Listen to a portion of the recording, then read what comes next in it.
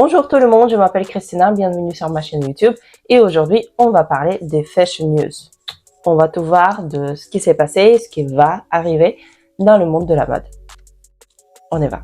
Et on va commencer par la première nouvelle qui est plutôt bien et qui concerne un peu la mode écologique, la mode durable.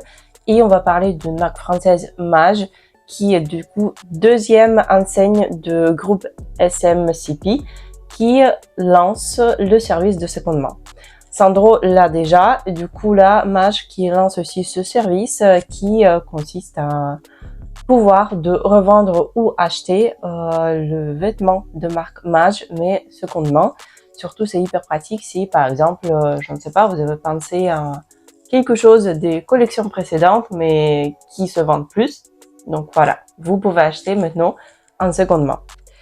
Et ce n'est pas le seul qui commence à le faire. Parce que même Zara qui lance aussi un service de revente, mais par contre pas en France. Pour l'instant, c'est que au Royaume-Uni, que ça démarre en novembre. Un service de revente et de restauration qui va fonctionner avec le site de Zara.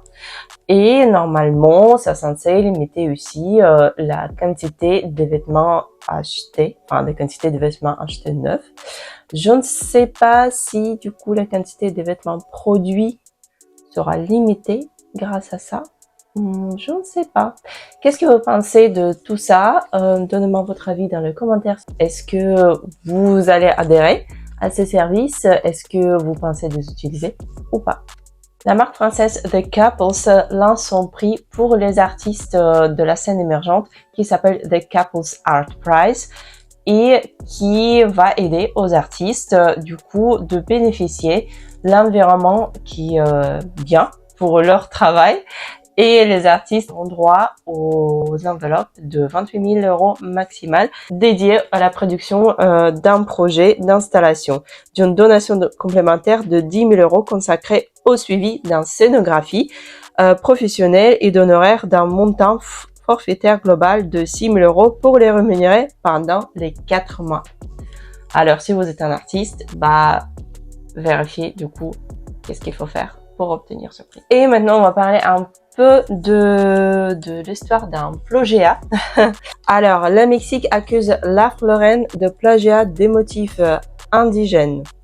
En fait, l'épouse du président mexicain a accusé le géant américain de la mode Ralph Lauren d'avoir, selon elle, plagié des motifs indigènes par la confection d'un de ses vêtements. Alors, la citation qu'elle écrit: écoute Ralph, nous avons remarqué que tu aimais beaucoup les motifs mexicains, cependant, en copiant ces motifs, tu fais du plagiat. Et comme tu le sais, le plagiat c'est illégal et immoral, écrit l'épouse du président sur son compte Instagram. Le vêtement en question, en fait, c'est un cardigan rayé ceinturé et coûte en moyenne 300 $. Et vous savez quoi? Ralph Lauren a répondu à ces remarques et on lui paraît étonné que, en fait, cette pièce, elle est toujours en vente parce que apparemment c'est une vieille collection. Et du coup, voilà la réponse. Nous sommes surpris d'apprendre que ce produit est en vente. A réagi l'entreprise, assurant avoir cherché à interdire sa commercialisation après avoir découvert son existence il y a plusieurs mois. Nous menons un audit urgent pour déterminer comment cet article a atterri sur une surface de vente et pour nous assurer qu'il soit retiré immédiatement. Précisait Ralph Lauren. Nous sommes profondément désolés que cela ne soit produit et, comme toujours, nous sommes ouverts au dialogue sur la façon dont nous pouvons nous améliorer. En 2021, voilà. En fait, la Mexique avait déjà porté la plainte contre des entreprises de mode telles que la société chinoise Shein ou Shine, la société espagnole Inditex et les sociétés américaines Anthropologie et Patou pour avoir utilisé des motifs mexicains sur le vêtement. Et en fait aussi en 2020, le Mexique avait également porté plainte contre la créatrice de mode française Isabelle Marant qui a ensuite présenté ses excuses au gouvernement et à une communauté indigène au Mexique. Et vous, qu'est-ce que vous en pensez de tout ça? Est-ce que les marques, en fait, ils ont droit d'utiliser les motifs des autres ethnies ou c'est un plagiat en fait? Est-ce qu'on peut être inspiré ou pas vraiment? Qu'est-ce que vous en pensez vous?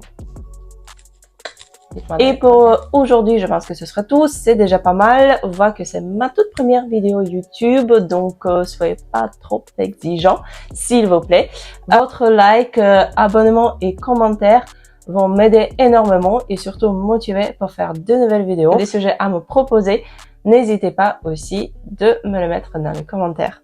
Merci à vous, à plus tard.